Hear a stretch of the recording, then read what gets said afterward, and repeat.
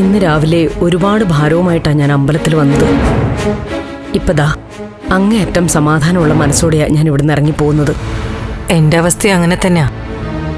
എല്ലാം പറഞ്ഞു കഴിഞ്ഞപ്പോ എൻ്റെ ഭാരം കുറച്ചൊന്ന് മാറി.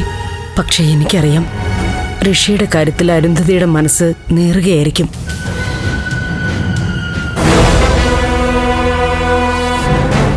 ഒരമ്മയ്ക്കും ഇങ്ങനെ ഒരു വിധി വരുത്തരുതെന്ന എൻ്റെ പ്രാർത്ഥന. അതിന് മാത്രം വിഷമമൊന്നും എനിക്കില്ല പ്രവേ. എൻ്റെ മകനെ കാണാതായി എന്നുള്ള സത്യം. പക്ഷേ അവൻ എവിടെയോ ജീവിച്ചിരിപ്പുണ്ട്.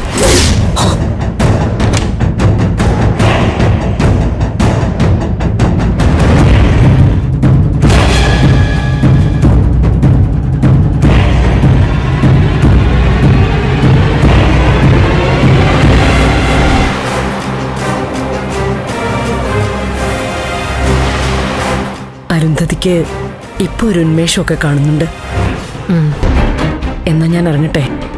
പ്രഭാവതി പോയിക്കോളൂ. ഋഷിയെ കാണാതായതില് അരുന്ധതിക്ക് മാത്രമല്ല, എനിക്കും വേദനയാണ്.